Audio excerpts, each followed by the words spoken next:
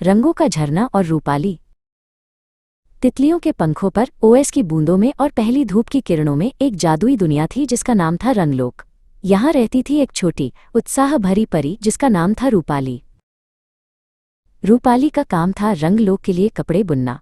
वो तितलियों के रंगीन पाउडर, इंद्रधनुष के टुकड़े और सुबह की लाली से सबसे सुंदर पोशाक बनाती थी।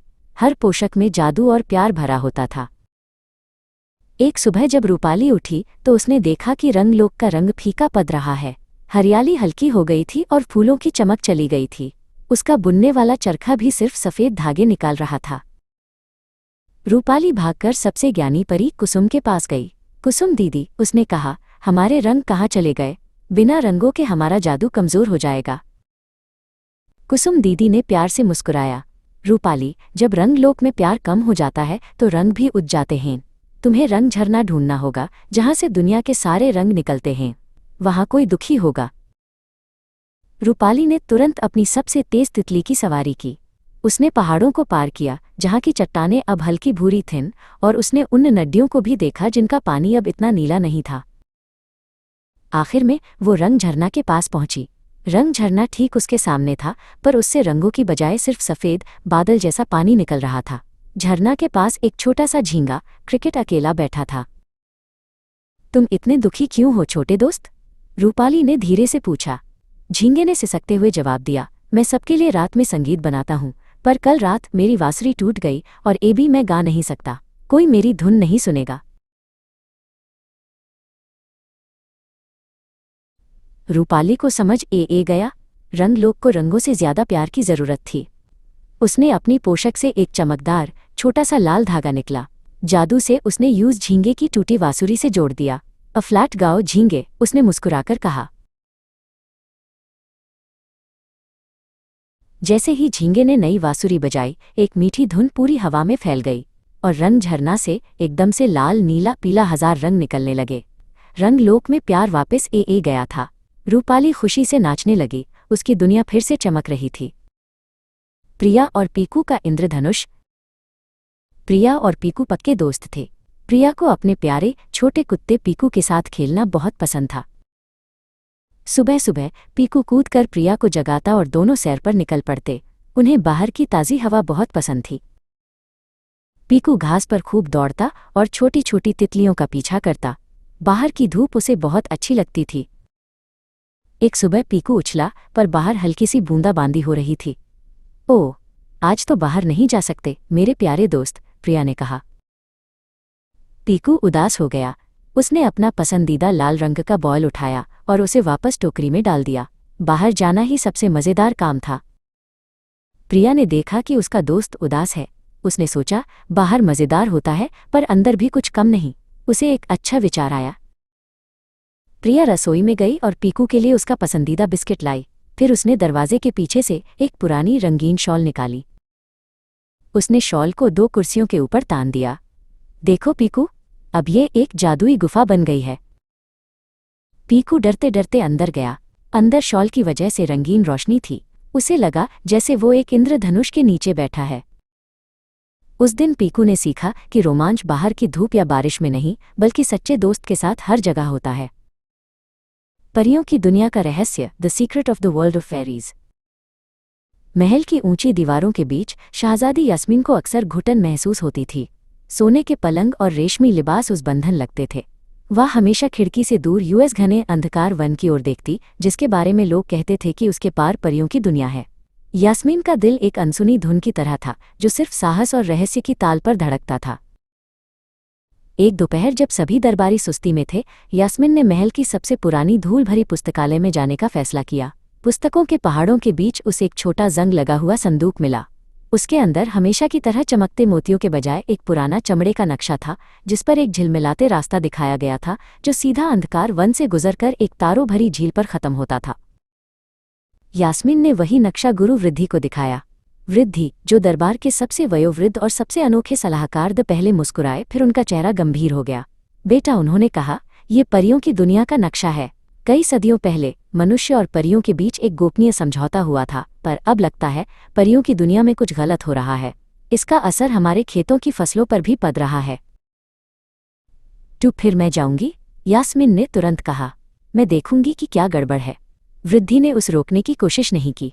उन्होंने बस एक छोटा सूरज की किरण जैसा दिखने वाला लॉकेट दिया। ये आशा का रतन है, उन्होंने फुसफुसाया। परियों की दुनिया का रास्ता तभी खुलेगा जब मनुष्य का दिल निश्चल होगा। उसी पाल एक छोटा चटकदार रोशनी का गोला वृद्धि के कंधे से उठा और यास्मीन के गिर्द घूमने लगा। मेरा नाम रौनक है, रोशनी के गोले ने नन्ही आवाज में कहा। मैं रास्ते का साथी हूँ।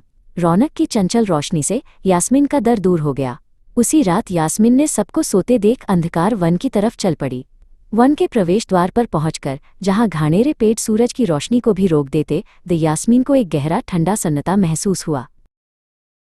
अंदर चलते हुए उन्होंने देखा कि पेड़ों की शाखाएं अजीब तरीके से मुड़ गई थीं, जैसे दर्द में हों। अचानक रौनक तेज चमका और एक बड़ा बेजान सा दिखने वाला पेड़ उनके रास्ते में ए गया। इस पेड़ को परियों की दुनिया की पहली पहेली कहते हैं, रौनक ने समझाया। तुम्हें उससे गुजरने के लिए उसकी तकलीफ को समझना होगा, शहजादी। यास्मीन ने अपना हाथ पेड़ पर रखा। उसने कोई जादुई शक्ति इस्तेमाल नहीं की, बल्कि बस प्यार से उसका ताना सहलाया और अपने दिल से पेड़ की उदासी को महसूस करने की कोशिश की। ऐसा करते ही उसकी आंखों से 2 आंसू पेड़ की जड़ों पर गिरे। तुरंत पेड़ की मुद्दी हुई शाखाएं सीधी होने लगी और उसके बीच एक चमकता हुआ खुला रास्ता बन गया, जिससे सुगंधित हवा का झोंका अंदर आया। रौनक ने खुशी से चहकते हुए यास्मीन को आगे बढ़ने का इशारा किया। इस चमकदार रास्ते से गुजरकर वह तुरंत एक ऐसी जगह पहुंची जहां हर चीज मोती की तरह चमक रही थी। ये परियों की दुनिया थी। फूल बड़े और हल्के, नदियां तरल रोशनी से बनी थीं और हवा में नन्हे घुंघरू की ध्वनि गूंज रही थी। लेकिन जल्दी ही यास्मीन ने देखा कि रोशनी धुंधली थी।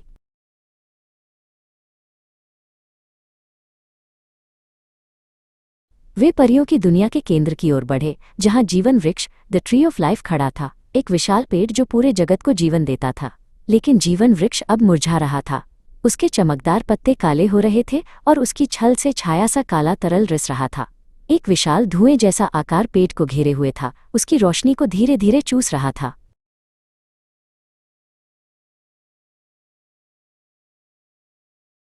ये निराशा का अंधकार है, रौनक ने दुख से फुसफुसाया। ये सिर्फ रोशनी ही नहीं, बल्कि सारी खुशी, सहज और उम्मीद को भी खा जाता है। यास्मीन समझ गई। यूएसएस विशाल अंधकार से लड़ने के लिए उस तलवार की नहीं, बल्कि कुछ और चाहिए था। उसने अपने गले में लटका आशा का रतन पकड़ा। ये केवल रतन नहीं है, वृद्धि ने कहा था। उसने सोचा, ये मेरे दिल की रोशनी है।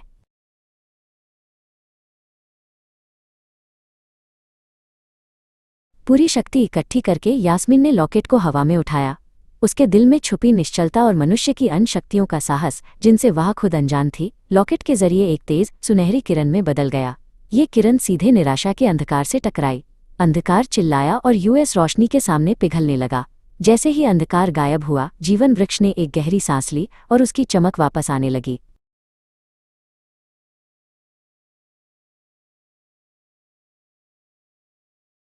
परियों की दुनिया जीवन से भर उठी। रौनक, जो अब एक चमकदार तारे की तरह दिख रहा था, यास्मीन के पास आया। तुम्हारा धन्यवाद शहजादी, रौनक ने कहा। तुम्हारे मानव साहस ने हमारी जादुई शक्ति से भी ज्यादा काम किया। यास्मीन ने मुस्कुराकर इस क्षण को अपने दिल में समा लिया। कुछ दिन बाद जब वह अपने महल लौटी तो वह सिर्फ एक शहजादी नहीं थी, वह 2 दुनियाओं की रक्षक थी। और उसके आने से उसके राज्य में एक नए युग की शुरुआत हुई, जो परियों के जादू और मनुष्य की दया से रोशन था। आधी रात का संगीत। ये कहानी है ईरा की, जिसे पुरानी चीज़ों और उनसे जुड़ी कहानियों से बहुत प्यार था। वो गर्मियों की छुट्टियों में अपने पुश्तैनी घर आई थी, जो बरगद के बड़े पेड़ों के बीच अकेला खड़ा था। गांव वाले कहते थे कि आधी रात को इस घर की बंद खिड़कियों से एक उदास मधुर संगीत सुनाई देता है। वो तो बस एक पुरानी आवाज़ है, ईरा की दादी ने कहा था। उसे कोई मत छेड़ना। लेकिन ईरा को ये संगीत रोज रात ठीक 12 बजे सुनाई देता था, एक सितार की धुन जो दिल को छू जाती थी। वो जानती थी कि ये सिर्फ हवा की आवाज़ नहीं थी। एक रात जब घड़ी ने 12 बजाए, ईरा धीरे से अपने कमरे से निकली। संगीत की धुन दूसरी मंजिल से आ रही थी, जहां सालों से कोई नहीं गया था। उसने देखा कि ऊपर के हॉल में एक हल्का सा सुनहरा प्रकाश चमक रहा है। संगीत वहीं से आ रहा था। उसने दरवाज़ा धीरे से खोला। हॉल के बीच में, बिना किसी को छुए, एक पुराना सितार हवा में झूल रहा था और उसके पास ही एक धुंधली सी छाया बैठी थी। यह थी निहाल की छाया। तुम कौन हो? ईरा ने कांपते हुए पूछा। छाया धीरे से उठी। मेरा नाम निहाल है, उसने फुसफुसाया। मैं इस घर का पुराना संगीतकार हूँ। निहाल ने कहा, मैं वर्षों से कोशिश कर रहा हूं कि कोई मेरी धुन सुने, पर किसी ने सुनी नहीं। सब डर कर भाग जाते थे। आज तुमने सुनी। ईरा मुस्कुराई। यह बहुत ही सुंदर संगीत है, निहाल। दादी ने कहा था कि पुरानी आवाज़ों को छेड़ना नहीं चाहिए, पर शायद उन्होंने ये भी कहा होगा कि उन्हें सुनना जरूर चाहिए। उस रात के बाद ईरा को अब डर नहीं लगता था। जब भी रात को 12 बजते वो चुपके से ऊपर जाती और निहाल का आधी रात का संगीत सुनती। एक भूतों वाली कहानी जो दोस्ती की कहानी बन गई थी। रहस्य, यास्मीन और रोशनी का रहस्य। परीलोक का नाम था रंगोली वन। वहाँ सब कुछ चमकीला और खुशहाल था। यास्मीन एक छोटी, बहुत ही उत्सुक परी थी। वो अपने छोटे से घर के सामने खड़ी होकर दुनिया को देखती थी। हर सुबह यास्मीन अपने चमकते पंखों को फड़फड़ाकर उड़ना सीखती थी। रंगोली वन का हर फूल, हर पत्ता इंद्रधनुषी रंगों में झिलमिलाता था। ये दुनिया रोशनी और जादू से भरी थी। एक दिन जब यास्मीन उड़ान भर रही थी, उसने देखा कि रंगोली वन का एक कोना थोड़ा फीका पड़ गया है। जहाँ पहले इंद्रधनुषी रंग थे, वहाँ अब सिर्फ हल्का भूरापन और उदासी थी। ओह, रोशनी कहाँ चली गई? यास्मीन ने सोचा। इस उदासी को कौन मिटाएगा? वो तुरंत अपनी सबसे छोटी, सबसे चमकीली टार्चकीट जुगनू लेकर उस फीके कोने की ओर उड़ चली। जंगल के उस फीके हिस्से में यास्मीन ने एक छोटे से अंधेरे गड्ढे में कुछ देखा। ये एक नन्हा सा पौधा था जिसका फूल पूरी तरह से बंद था और मुरझाया हुआ लग रहा था। वो पौधा कोई और नहीं, नन्हा फूल गुलाब था। वो बहुत दुखी था। क्यों तुम इतने उदास हो? यास्मीन ने धीरे से पूछा। उसकी आवाज में बहुत प्यार था। गुलाब ने फुसफुसाकर कहा, मैं यहाँ अकेला हूँ। कोई मुझसे बात नहीं करता, कोई मुझे रोशनी नहीं देता। मैं डर गया हूँ। मेरा रंग कहाँ गया, मुझे नहीं पता। यास्मीन को समझ आ गया, उदासी रोशनी और दोस्ती को खा जाती है। डरने की कोई बात नहीं, नन्हे फूल, उसने कहा और जोर से खुश होकर गाना शुरू किया। यह एक हिम्मत और प्यार का गाना था। यास्मीन का गाना इतना मीठा और सच्चा था कि गुलाब की बंद पंखुड़ियां धीरे धीरे खुलने लगीं। उसके फीके रंग वापस आने लगे, पहले पीला, फिर नारंगी, फिर गहरा लाल। जब गुलाब पूरी तरह से खिल गया तो उसकी रोशनी चारों ओर फैल गई। रंगोली वन का वो फीका कोना भी रोशनी और रंगों से भर गया। यास्मीन ने जान लिया कि दोस्ती और थोड़ी सी हिम्मत हर उदासी को दूर भगा सकती है। जादुई कंघी और जलपरी। गहरे नीले समुद्र में एक छोटी जलपरी रहती थी जिसका नाम नीरजा था। उसके बाल सुनहरी काई जैसे थे और उसकी पूंछ इंद्रधनुष के रंगों में चमकती थी। नीरजा दुनिया के उन छोटे छोटे खजानों को इकट्ठा करना पसंद करती थी जो लहरों के साथ नीचे आ जाते थे। एक दिन नीरजा को एक ऐसी चीज मिली जो पहले कभी नहीं देखी थी, माइनस एक छोटी लकड़ी की नाव जिसमें एक जादुई चमकती हुई कंघी फंसी हुई थी। कंघी का हैंडल समुद्री घोड़ों और सितारों की नक्काशी से सजा था। ये जरूर किसी खासतौर इंसान की होगी, नीरजा ने सोचा। जब उसने कंघी को छुआ तो उसके मन में किनारे पर बैठी एक लड़की की तस्वीर आई जो अपनी कंघी को खोकर उदास लग रही थी। नीरजा जानती थी कि उसे इसे वापस करना होगा, लेकिन वो सतह से डरती थी। उसने अपने पूरे जीवन में केवल समुद्री शैवाल और रंगीन मछलियों के अलावा कुछ नहीं देखा था। ऊपर की दुनिया बड़ी और शोरगुल वाली लगती थी। बहुत हिम्मत करके उसने अपनी छोटी लकड़ी की नाव को थाम लिया और ऊपर की ओर तैरना शुरू कर दिया। जैसे जैसे वो ऊपर बढ़ी, सूर्य की किरणें पानी में 1000 हीरों की तरह नाचने लगीं। किनारे पर सृष्टि नाम की एक लड़की बैठी थी जो उदास मन से समुद्र की ओर देख रही थी। वो अपनी पसंदीदा दादी की दी हुई कंघी खो चुकी थी। वो अक्सर वहां बैठकर लहरों की आवाज सुनती थी। अचानक सृष्टि ने पानी में एक चमकदार हलचल देखी। एक सुंदर चमकती पूंछ वाली लड़की पानी से बाहर निकली और उसकी ओर देखने लगी। वो लड़की नीरजा थी। नीरजा ने अपना हाथ आगे बढ़ाया जिसमें जादुई कंघी थी। ये तुम्हारी है। नीरजा की आवाज काई और पानी की बूंदों की तरह कोमल थी। सृष्टि खुशी से झूम उठी। धन्यवाद प्यारी जलपरी, तुम कितनी बहादुर हो। सृष्टि ने कंघी ली और उसे प्यार से थपथपाया। उस पल दोनों अलग दुनिया की लड़कियों के बीच एक दोस्ती की लहर चली गई। नीरजा मुस्कुराई। उसका डर जा चुका था। उसने अपनी नई दोस्त को हाथ हिलाया और वापस घर की ओर तैर गई, ये जानते हुए कि अब किनारे पर एक ऐसा दोस्त था जो उसके गहरे नीले घर की परवाह करता था। सुरों की घाटी और चमकीला तारामणि। शांत घाटी थी उनका घर, जहां सब कुछ था सुंदर और हरा भरा। छोटी अनन्या और चतुर नील यहाँ के सबसे अच्छे दोस्त थे। वे पूरे दिन खेलते, हंसते और भागते रहते थे, पर घाटी में एक अजीब सी उदासी थी, एक गहरी अनजानी चुप्पी। पक्षी गाते नहीं थे, हवा सरसराहट नहीं करती थी और झरनों का पानी भी चुपचाप बहता था। सब कुछ था, पर संगीत नहीं था। अनन्या, जिसके मन में हमेशा नए विचारों की चमक रहती थी, एक दिन उदास होकर अपनी दादी माँ से पूछ बैठी, दादी माँ, हमारी घाटी इतनी शांत क्यों है? क्या ये हमेशा ऐसी ही थी? दादी माँ ने एक लंबी सांस ली और बताया कि नहीं मेरी बच्ची, बहुत पहले ये घाटी सुरों की घाटी कहलाती थी।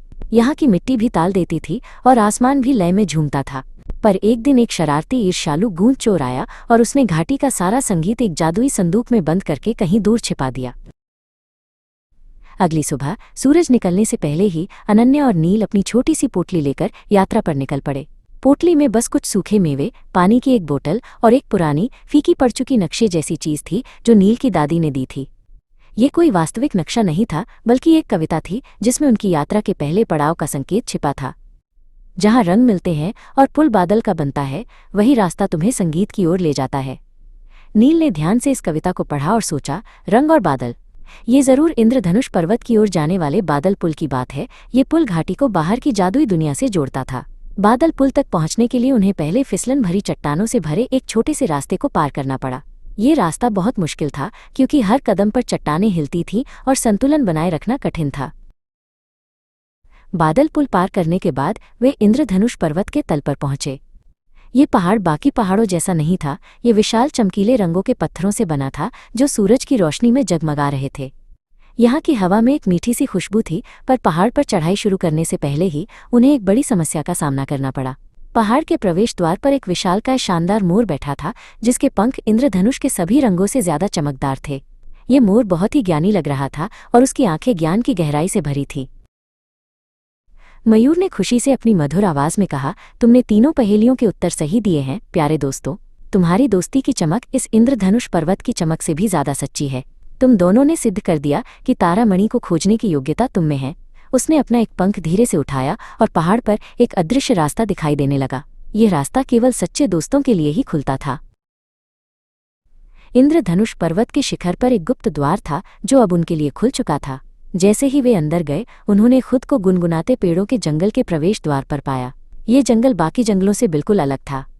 यहाँ के पेड़ बहुत ऊंचे, पतले और सफेद रंग के थे और उनके तने से एक हल्की सी हुम्म की आवाज आ रही थी, जैसे कोई गहरी नींद में गुनगुना रहा हो। भूल भुलैया में प्रवेश करते ही अनन्या और नील ने अपनी योजना बनाई। ठीक है नील, अनन्या ने कहा, तुम पेड़ों पर पत्तियों के निशानों को देखो और उनके क्रम को याद रखो। मैं तने पर बनी रेखाओं और बिंदुओं के क्रम को याद रखूंगी।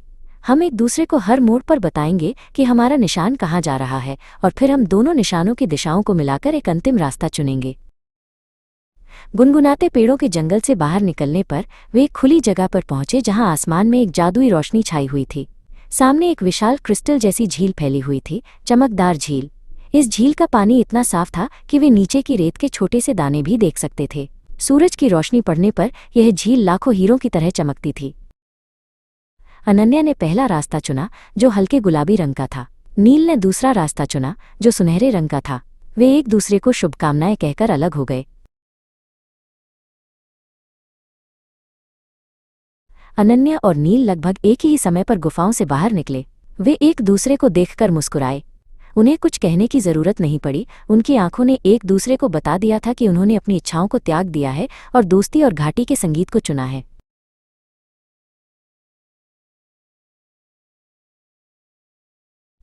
जैसे ही अनन्या पानी में डूबी, उसने महसूस किया कि ये पानी ठंडा नहीं बल्कि हल्का और गर्म था, जैसे वो किसी मुलायम जेली के अंदर तैर रही हो।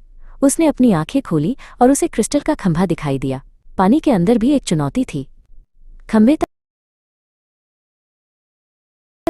जैसे ही अनन्या पानी में डूबी, उसने महसूस किया कि ये पानी ठंडा नहीं बल्कि हल्का और गर्म था, जैसे वो किसी मुलायम जेली के अंदर तैर रही हो। उसने अपनी आंखें खोली और उसे क्रिस्टल का खंभा दिखाई दिया। पानी के अंदर भी एक चुनौती थी। खंभे तक पहुंचने का रास्ता तेजी से घूमते हुए जादुई भंवरों से भरा था जो उसे अलग अलग दिशाओं में खींचने की कोशिश कर रहे थे।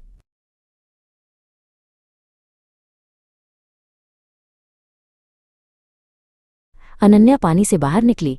नील तुरंत उसकी ओर भागा। अनन्या, तुम ठीक हो? उसने उत्सुकता से पूछा। अनन्या मुस्कुराई और अपने हाथ में तारामणि दिखाया। देखो नील, हमने कर दिखाया। ये रहा चमकीला तारामणि। तारामणि अब अनन्या के हाथ में पहले से कहीं ज्यादा तेजी से चमक रहा था। इसकी रोशनी इतनी तेज थी कि पूरी झील और जंगल जगमगा उठा। अंत में अनन्या और नील अपनी प्यारी शांत घाटी में वापस आ गए। घाटी अब पहले से ज्यादा शांत लग रही थी, जैसे कि गूंज चोर अपनी अंतिम चाल चल रहा हो। तारामणि अनन्या के हाथों में एक धड़कते हुए दिल की तरह चमक रहा था। परियों की कहानी। परियों की कहानी। एक जादुई जंगल में, जहां सूरज की किरणें पत्तों से छनकर आती थीं, एक परी रहती थी जिसका नाम परिजिता था। वो उस जंगल की रानी थी और सभी जीव जंतु उससे बहुत प्यार करते थे। वो अपनी जादुई छड़ी से फूलों को खिलाती और नदियों को साफ रखती थी। पास के राज्य में एक बहादुर राजकुमार रहता था जिसका नाम ध्रुव था। वो बहुत दयालु और साहसी था। एक दिन वो अपने घोड़े पर सवार होकर जंगल में शिकार करने निकला, लेकिन वो रास्ता भटक गया। चलते चलते ध्रुव एक ऐसी जगह पर पहुंचा जहां की हवा में जादू था। उसने देखा कि एक खूबसूरत परी एक तालाब के पास बैठी है। उसकी आंखों में एक अजीब सी चमक थी और उसके पंख सूरज की रोशनी में चमक रहे थे। ध्रुव ने धीरे से अपना परिचय दिया। परिजिता ने उसे देखा और मुस्कुराई। उसे ध्रुव की आंखों में सच्चाई और दयालुता दिखी। उन्होंने एक दूसरे से अपने अपने संसार के बारे में बातें की। दिन बीतते गए और वे दोनों एक दूसरे के साथ बहुत खुश थे। ध्रुव ने परिजिता को इंसानी दुनिया की कहानियां सुनाई और परिजिता ने उसे अपने जादुई जंगल के रहस्य दिखाए। उनके दिल एक दूसरे के लिए धड़कने लगे। एक दिन ध्रुव को अपने राज्य वापस लौटना पड़ा। उसने परिजिता से वादा किया कि वो जल्द ही वापस आएगा। परिजिता ने उसे उदास मन से विदा किया। ध्रुव अपने महल में वापस आ गया, लेकिन उसका मन जंगल में ही रह गया था। वो अपने राजसी कपड़ों में भी उदास रहता था और बस परिजिता के बारे में सोचता रहता था। उधर परिजिता भी ध्रुव को याद कर रही थी। उसे लग रहा था कि उसका जंगल अब सूना हो गया है। वो अक्सर उस जगह पर जाती जहां वे पहली बार मिले थे। ध्रुव ने फैसला किया कि वो परिजिता से दूर नहीं रह सकता। उसने अपने राजसी वस्त्र उतारे और एक साधारण यात्री बनकर परिजिता के जंगल की ओर चल पड़ा। वो जानता था कि उसका दिल अब सिर्फ परिलोक में है। जब वे दोबारा मिले तो उनकी खुशी का ठिकाना न रहा। ध्रुव ने परिजिता को हमेशा के लिए अपने साथ रहने के लिए कहा। परिजिता ने हाँ कर दी और उन्होंने अपने अपने राज्यों को एक कर दिया। इस तरह एक परी और एक राजकुमार ने मिलकर एक नए और खूबसूरत संसार की शुरुआत की। नागिन, नागमणि का रहस्य। एक घने जंगल के बीच एक प्राचीन मंदिर के पास रेवती नाम की एक सुंदर युवती रहती थी। उसकी आंखें रहस्यमयी थीं और उसके बाल लहराते हुए जैसे जंगल की हवा में नाच रहे हों। पर रेवती केवल एक साधारण युवती नहीं थी। वो एक इच्छाधारी नागिन थी जो एक अमूल्य नागमणि की रक्षक थी। पूर्णिमा की रात में वो अपने असली रूप में आती थी, जिसकी चमक चांदनी से भी अधिक थी। दूर एक अंधेरी गुफा में दुर्जन नाम का एक क्रूर व्यक्ति रहता था। उसकी आंखें लालच से भरी थी और उसका एकमात्र लक्ष्य नागमणि को हथियाना था, ताकि वो असीमित शक्ति प्राप्त कर सके। एक रात दुर्जन ने अपने सैनिकों को रेवती के जंगल में भेजा।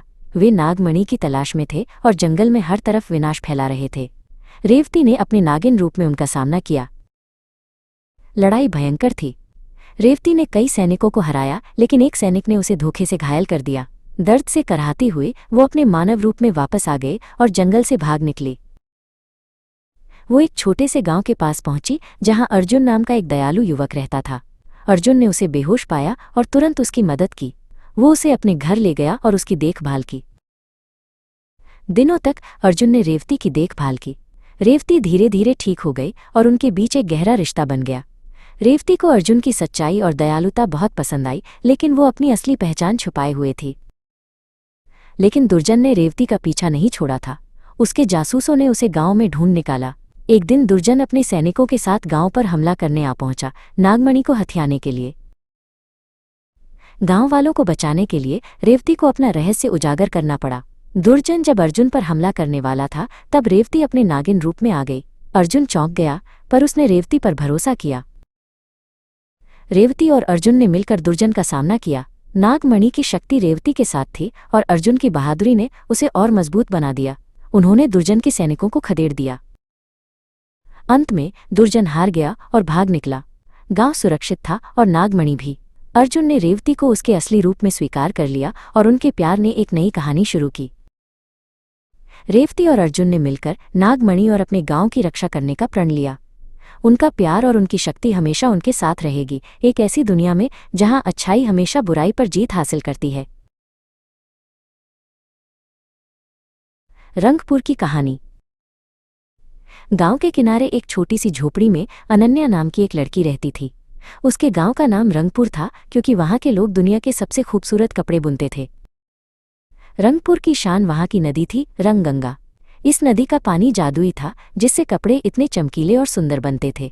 लेकिन कुछ दिनों से नदी का पानी कम होता जा रहा था। गांव के बड़े बुजुर्ग कहते थे कि अगर नदी सूख गई तो रंगपुर की पहचान भी मिट जाएगी। अनन्या ने मन में ठान लिया कि वो नदी के सूखने का कारण पता लगाएगी। अपनी छोटी सी पोटली में कुछ खाना और पानी लेकर अनन्या नदी के स्रोत की ओर निकल पड़ी। ये एक लंबी और मुश्किल यात्रा थी। चलते चलते वो एक ऐसी जगह पहुंची जहां जंगल उदास और मुरझाया हुआ था।